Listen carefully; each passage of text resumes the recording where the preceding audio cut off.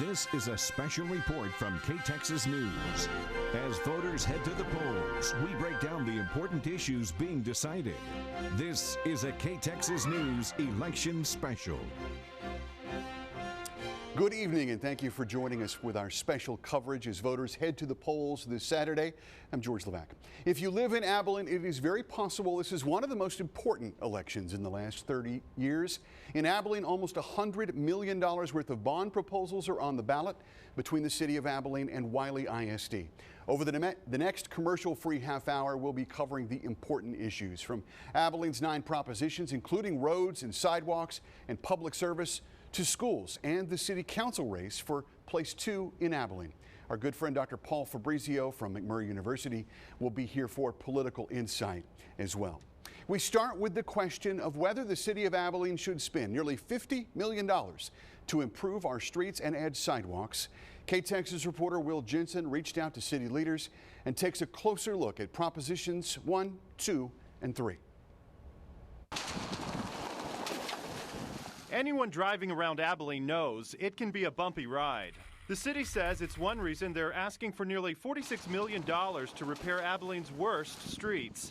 They've narrowed them down to 25. At the top of the list, Ambler between Danville and Treadway. So the streets that are on that list are streets that need a significant amount of rehabilitation or perhaps even reconstruction. If the bond passes, the city says repairs would be faster. Makes it easier for the citizens to be able to navigate and get around town because, you know, when the city goes in and does that project, we're going to get in and get out and be done with it. Safe routes to schools is one of our highest priorities. And so the city's also asking for $3.8 million for sidewalks.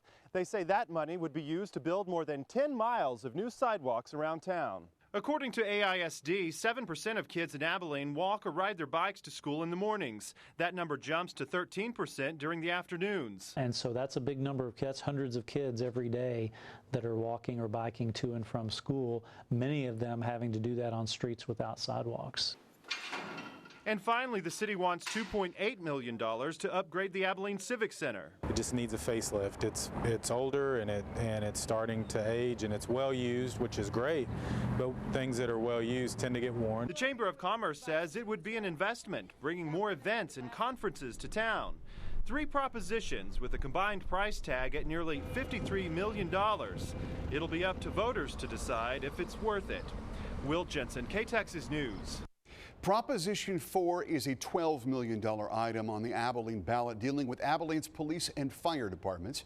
KTXS reporter John Groby shows us the public safety improvements that both are asking for. Believe it or not, this is where all the evidence for the Abilene Police Department goes. We're pretty full, I would say. In the basement of the Law Enforcement Center. Our officers are having to literally either go downstairs, go down elevators with sometimes things as large as mattresses. Again, the only unused portion. Last year, Chief Standridge went in front of the Bond Advisory Committee to ask for a new building, one he hopes will fix the issues. A new standalone building. It's a simple building, simple concept. It's just a metal building with a roof that is a single-story structure would allow us to directly put that evidence into storage in a climate-controlled environment with much greater ease. The building will be 18,000 square feet and house records, property, and evidence. It'll cost $1.6 million. The hailstorm that hit Abilene in June did a number on Abilene fire stations. We're having major issues with these stations, plumbing, electrical, heating, venting, air conditioning system, as well as we're starting to see some structural concerns. They want to replace fire stations 3, 4, and 7, costing $2.5 million per station. The department is also asking for improvements to their training facility and a new vehicle maintenance garage. The combined cost, just over $3.5 million. You'll find these tax-funded improvements under Prop 4 on the May ballot. That was KTXS reporter John Groby. Now to quality of life issues. One proposition would help develop a hike and bike greenbelt through the middle of Abilene. Another would expand the Abilene Zoo and upgrade maintenance facilities for the animals. KTXS anchor Mari Cockrell has a look at propositions 5 and 8. Some people call it an oasis in Abilene, or at least that's the vision supporters have for the Cedar Creek Waterway, Prop 5 on your May ballot. In just the last couple of weeks, folks have walked a 3-mile stretch of the Abilene Greenbelt, starting off at East South 11th in the creek and moving up the middle of town to Stevenson Park. Well, we're ready to hike. All as part of Mayor Norm Archibald's annual hike. This trek is kind of one of the hidden gems of Abilene. When you're hiking in this area, you will look up and someone say, man, I didn't know I was in the middle of Abilene. Ultimately, the project would feature cafes, restaurants, and an amphitheater and stretch from Kirby up to Lake Fort Phantom. On the May ballot is $1.49 million to build 2 dams along the waterway. Organizers say those will allow for kayaking and that private donors are willing to add future money if Abilene voters show their support for the project. Proposition 5 supports the Abilene Zoo. You may have seen these double your money signs for the $1.03 million initiative. That's because an anonymous donor has pledged to match the bond money if it passes. Some new exhibits, including Australia, Madagascar, with lemurs and fossa and invertebrates, tortoises, etc. We're also in need of some support facilities. Bill Gersandi, executive director of the zoo, explains the money will support their 10-year plan to add animals like a kangaroo and Komodo dragon, but it will also go to work behind the scenes, upgrading veterinary care and maintenance. Right now, our entire maintenance department is working out of a 1,300 square foot building, which is about the size of somebody's garage. That's very difficult for staff to be able to do their jobs out of a facility like that and take care of 16 acres of buildings and grounds. Abilene Convention and Visitors Bureau reports the zoo is Abilene's most visited attraction, with 226,919 visitors just last year. Another quality of life proposition would fund a new aquatic facility. A petition, a Facebook page, they were created by private citizens, and they have been pushing for this for many months. As KTXS anchor Mari Cockrell shows us, what's on the ballot is a bit different, though. You want one of those? It's pizza in the park this afternoon for Abigail Lopez Gadry and her kids.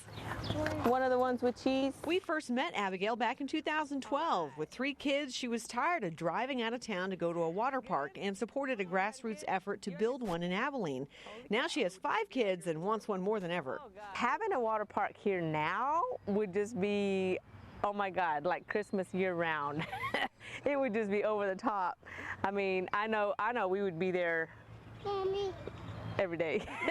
Every day if it was up to my kids. Proposition 6 in the Abilene May bond election would make it real. It would finance $6 million to build an aquatic facility at Rose Park.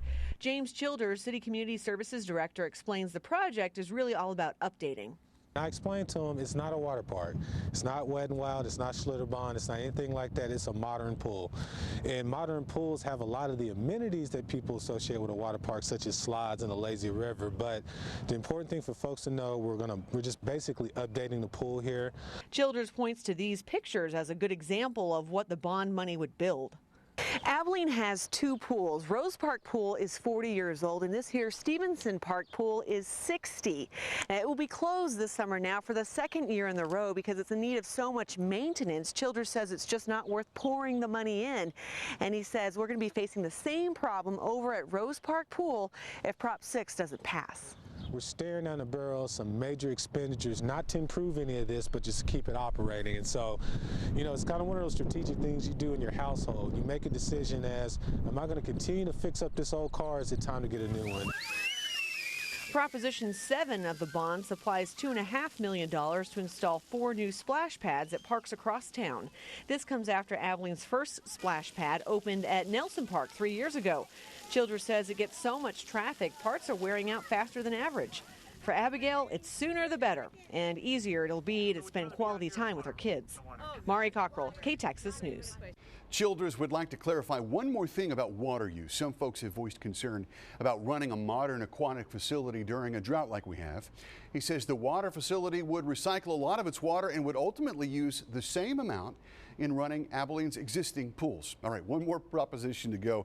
That's Prop 9. It involves Abilene Regional Airport. They're asking for $4.2 million for capital improvements. That number is only 10% of what they need, though. The Federal Aviation Administration will cover the remaining $38 million for the projects. The city is responsible for the match, but if passed, the airport will receive the FAA grant. It's all airfield construction. That's well, most of it is, and it's we're doing runway reconstruction, taxiway reconstruction, also ramp reconstruction. A lot of it is similar to projects that we've done in the past. All right, we've broke down all 9 propositions at this point, kind of explained them. Joining us now to talk about these propositions is McMurray political science professor Dr. Paul Fabrizio. Again, thank you for joining us. You've been joining us for these kinds of programs for many years. Let's talk about these propositions. For them to pass, voter turnout seems like that might be key. Yeah, very, very much. It's a key. It's the key in all the elections. You've got to get your voters out. The thing that's a real question here about this election is who are the voters who are supporting this? Who are the voters who are against it? Until recently, there hasn't been much in the way of opposition. There hasn't been much in the way of support. It's been really not much of a political campaign at all until recently. You know, for $81 million, which is what these basically are, and we're just talking about the city of Abilene bonds at this point, we have not heard as much as maybe we should have heard about $81 million. Exactly. What we're talking about is a doubling of the city's debt, and I'm not talking about the water and sewage, but a doubling of the city's long-term debt. And you would think there would be all sorts of discussion about it, and there hasn't been. And you compare it to what took place with AISD and their bond election just a year ago, and there was much more public involvement, much more public comment at that time. Early voting started last Monday. A lot of you have already gone out and voted. Of course, most of you haven't. And we've seen the numbers. They're higher. They're not dramatically higher, but they're higher than they were a few years ago. What does that tell you when you see those numbers up a little bit? When the numbers go up, what that indicates is there is some interest. People are getting involved, that sort of thing.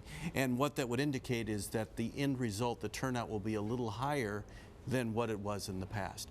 But still, we're talking about a large amount of money.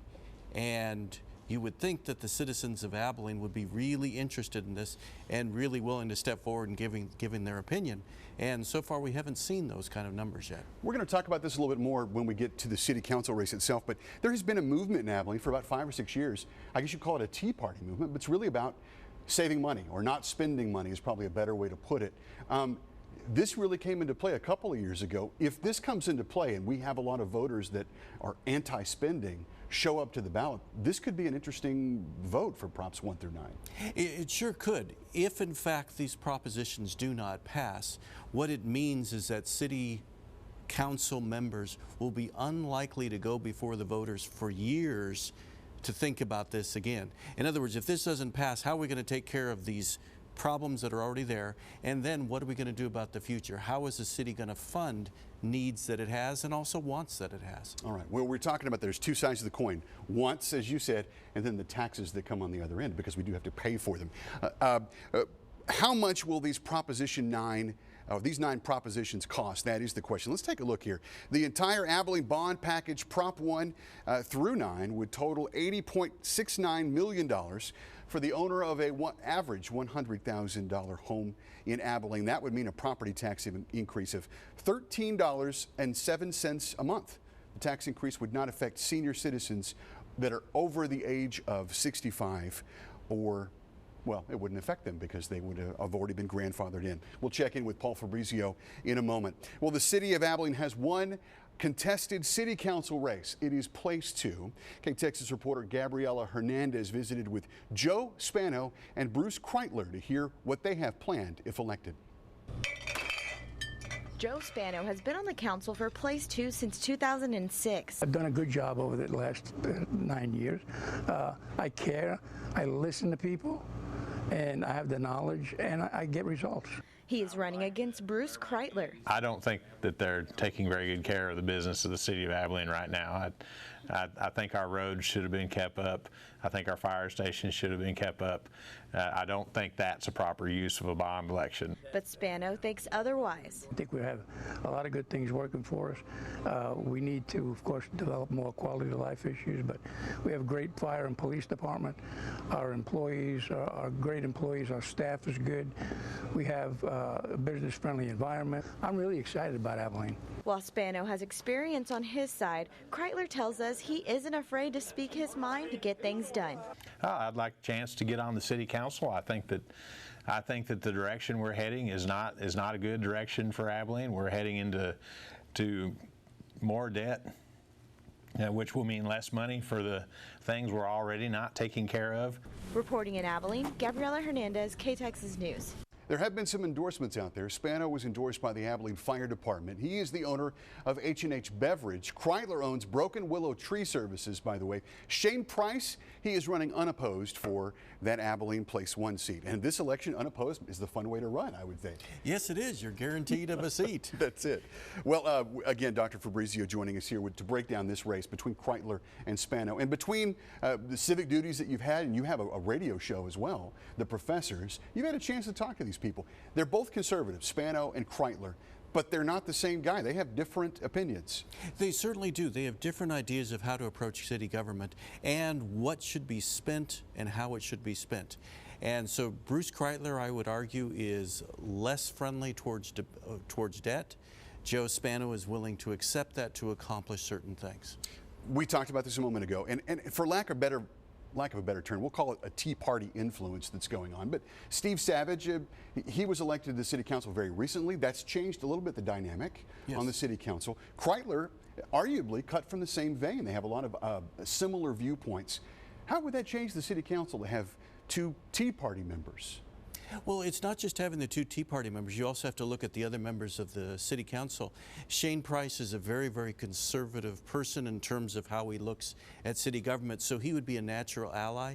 Jay Hardaway is also another potential natural ally for those two. So conceivably, those four, if they all make it, I mean, if Bruce Kreitler makes it, could actually change the direction of how a City Council thinks about what it's going to do, how it handles debt, how it thinks about where it's going to go in the future. Just real quick, 6 city council seats and then a mayor that votes, so 7 seats. 4 is your majority. 4 gets things done. Right, so we could have a real change in the dynamics of city council depending on how this election works out. What have you seen? Interestingly, spending, the last report that KTXS has looked into, virtually identical for Kreitler and Spano. Seems like this could be a good race. It's a very good race. There's nothing like competition for a city council race. And to have people who are both qualified, who both are thoughtful, and are very, very informed about the issues. It's a delight for, I think, the voters here in Abilene. That is interesting. Maybe you haven't heard of Kreitler. Spano's been on the school board, city council for quite a while. But Kreitler has been active. He has been a very active, outspoken person. He has appeared before the city council many, many times. He has a very active social media presence. He has appeared before various other city commissions. People who know him are very, very familiar with where he stands on a lot of issues. All right, thank you, Dr. Paul Fabrizio, McMurray University. We'll check in with you again, I think. To education now, it's time for Wiley ISD voters to decide whether to invest in an expansion of the district. School board members decided back in February to hold a $15 million bond election. KTXS reporter Jeff Kramer breaks down how that money would be spent. Wiley ISD voters will have to decide if they want to vote yes on a $15 million bond package in Saturday's election. We caught up with Wiley Superintendent Joey Light, who tells us this bond addresses Wiley's continued growth in student enrollment. We hope that they see that we're trying to be proactive as we look at the new student growth, and that the students will definitely all be housed in a good school facility and have access to all the programs they need. The $15 million bond will include construction of 20 to 25 new classrooms right here behind the current high school. A new state-of-the-art performing arts center will also be built here on the land next to the high school. It will also add improvements to the agriculture studies farm and various security upgrades throughout the district. Some parents we spoke with are looking forward to these additions coming to Wiley ISD. I think it's very important for our district to have these funds in order to manage our new growing population in the Wiley area. It's something that not only Wiley but the city of Abilene can be proud of. If you own a house valued at $100,000 in the Wiley ISD, this bond would raise your taxes by about $93 a year for 10 years. Jeff Kramer, KTXS News.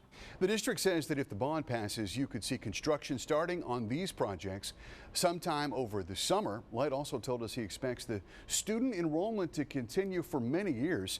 And by the end of 2025, get this, Wiley ISD could see a new elementary campus as well as a new freshman-only campus. Of course, those are still years away. we have seen, Dr. Fabrizio joining us again, we have seen some hotly contested bond issues in AISD. Are they going to be as hotly contested in Wiley? It doesn't appear to be. At the same time, Wiley's in a different place. AISD is a mature district, and it's dealing with different kinds of issues that come with a mature district. Wiley is growing. Wiley has to deal with its growth. And the parents out there know that it is growing. They know the problems that are out there. So I think they are approaching it in a different perspective than AISD is. It is a little different too. AISD has asked for bond propositions several times over the last 20 years. I don't think Wiley has in 20 years asked for a bond proposition, at least for 15. Right. They have not. So I guess it's easier to come and ask once than it is several times. Exactly. And again, that has a reflection on the different needs of these districts. AISD isn't going to grow much bigger. AISD is dealing with population shifts, that sort of stuff. Wiley is just dealing with growth. And what do you do about that growth, and how do you fund it? How do you handle new kids coming in, and what do you do with them? And so it's a different kind of issue. I would argue Wiley's problems are exactly more exciting than AISD's, because you're talking about a very optimistic future. We're going to have more people, all that stuff. You can get really behind it. AISD is dealing with more things like security. What do we do about aging facilities, that sort of thing? That's true. The last bond, a lot of it was about renovations. Exactly. This is about new construction. Those are different things. Yeah, and when you get new construction, you're going to have, hey, we can point to this new building we have. We can point to this new school we have. And all that builds pride in a place. It's a different feeling than what you get with a more mature district like AISD. Well, I drove through a Wiley neighborhood this weekend, and what I noticed were yard signs that were clearly for the propositions. I didn't see anything against them posted anywhere. Very intriguing.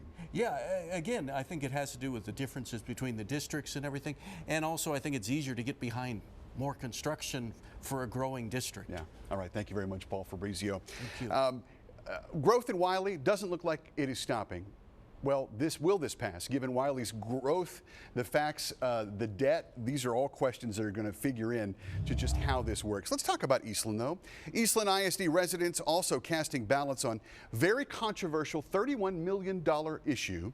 It includes two propositions, and this is the first time in more than 30 years that Eastland ISD has held a bond election. KTXS reporter Will Jensen went to Eastland to get both sides of the story. The sign outside Brian Jackson's business makes his position clear. He's voting against Eastland's bond propositions, and he's hoping others vote no, too. We have a mass mailer going out this week. Voters are considering two propositions totaling $31 million. Prop 1 would cost $26.5 million. It would pay for the construction of a new high school and athletic facility. It would also provide security upgrades and grade realignments at Siebert Elementary. Prop 2 would use $4.5 million in funds to operate and maintain the projects in Prop 1. Every bit of the investigating that I've done proves beyond a shadow of a doubt that this is not an affordable option for our taxing district. But a local pastor says the improvements would be good for business, bringing more events to town, pumping more money into the local economy. We sat down with that pastor, the superintendent, and school board president.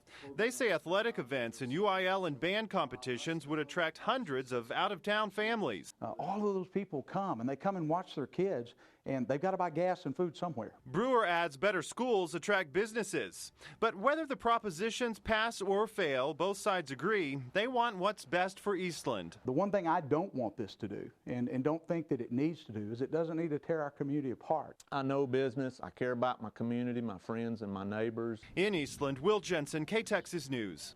If the bond passes, the owner of a $75,000 home in Eastland would pay an extra $20 a month in property taxes there. That's for a $75,000 home. Now to Shackelford County, folks are deciding on whether to go from a dry county to a wet one. There are actually two propositions on the ballot concerning alcohol sales there. And KTXS reporter Hayden Nix talks to folks in Albany about why and how they plan to vote. Around 7 years ago, the city of Albany itself tried to get approval of alcohol sales within the city limits. It did not pass, but now some community members have taken on the task again. They received the required 350 signatures they needed to get alcohol propositions on the May ballot. Cliff Tynert was the citizen who put the proposal together. The beer and alcohol sales will draw people, being they know that we have it here, they will come here and spend their money in our other stores, on the grocery stores, everything else. He says if voters approve this, they could see near a 40% increase in their sales tax revenue. The first proposition would allow the sale of beer and wine in the county at grocery and convenience stores. The second on the ballot would allow restaurants with food and beverage certificates to sell mixed beverages. The entire county is voting on this. If approved, this would make Shackelford County wet and also the city of Albany. While visiting Shackelford County, KTXS came by the courthouse here to pick up documents of those who are for it and those who are opposed to it. There are mixed feelings about alcohol sales. I really think they should go ahead and legalize it because it would make things a lot easier for here since we got to go so far away. We did reach out to many citizens who were against the propositions. We could not get them to voice their concerns on camera. The general feel of the opposition was that it could create new problems for the city of Albany and Shackelford County residents. Hayden Nix, KTXS News. That's not all there is to the story. We later spotted a sign on private property just outside Albany. It was giving an argument against the two alcohol propositions, and KTXS reporter Jeff Kramer caught up with the couple who created that sign. My husband had the idea, and we just, all we bought was paint from Walmart. So paint from Walmart and $20 in their pocket are all Tanya Petrie and her husband needed to create this massive sign on Highway 180 near Albany. The sign says the Brookshire's grocery store gave $60,000 to get two propositions on the May 9th ballot for Shackelford County to be wet. And the Petries don't want alcohol in their neck of the woods. Albany is different, just like our sign says. We're not like all the other towns around here. We think that part of what makes it so positive is the fact that there's not beer and alcohol sales there. We just hope it serves its purpose of informing Shackelford County voters of who's behind this alcohol election, and so they can go in with an informed vote. That's our goal. We did some digging and last week pulled the political contributions from the elections office and confirmed the Brookshire's company did contribute $60,000 to the cause. Driving along 180 here in Albany, you really can't miss this sign. Just to put in perspective how big it is, the family says it's about 50 feet long. And well, if it doesn't go the Petries' way, we'll just keep living life. I'll keep loving everybody in Albany. You know, if you vote yes, I love you. If you vote no, I love you. Jeff Kramer, KTXS News. Love to go all the way around there. We reached out to Brookshire's headquarters in Tyler. They said in a statement they believe communities should have the right to settle this matter by a vote. They would not comment on the contributions that were made. Dry counties in Texas. This is big politics in Texas for a long time in small counties. You haven't always lived in Texas. No, is this kind of a unique thing for us? No, it's actually something that takes place over time in much of the country. And alcohol sales have always been controversial. I mean, there's been 2 constitutional amendments about selling alcohol. So where we are now is that it's only left to be fought out in small communities. And there are less and less of those communities. Exactly. It used to be that Abilene was dry until 30 years ago or so. In Mitchell County and Nolan County and Scurry County, we're seeing those counties slowly become wet. But there are some holdouts, if you will. There are, and it's interesting because you look at it and you go, okay, they're almost finished with the fight about alcohol. What's the new fight? Marijuana. And marijuana is now being fought state by state, and eventually I think it's going to move the same way that alcohol's moving. That'll be a whole nother debate. We'll invite you in for that one as well. Looking forward to that. Thank you very much, Paul Fabrizio. There are many more races and propositions to tell you about in communities across the big country. Here are just a few of those contested races. Brownwood has a council member race. Bangs and Blanket both have school board trustee races. There are also road propositions in both communities. Merkel has 2 contested city council races. Trent has a mayor and a city council race, and Trent ISD is voting in a school trustee. Tuscola electing city council members, and there is also a street proposition there. There are many more. These are just a few of the major ones that we wanted to note before Election Day. Although it might be too late to early vote, it is. In Abilene, there are more than 19 voting centers where you can cast your ballot, including City Hall and the Taylor County Plaza on Election Day. You can go to any voting center to get more information. Polls open from 7 a.m. to 7 p.m. Thank you so much. For any of this information, it's online at KTXS.com. Be sure to join us there, and we will have much more. And don't forget, by the way, when you're going to vote, have a photo ID or your election certificate. You won't be able to go in and vote in the state of Texas without those 2 things. That changed fairly recently. And remember also, It's a lot easier to complain about it if you have voted. Make sure you get to the polls. Good night.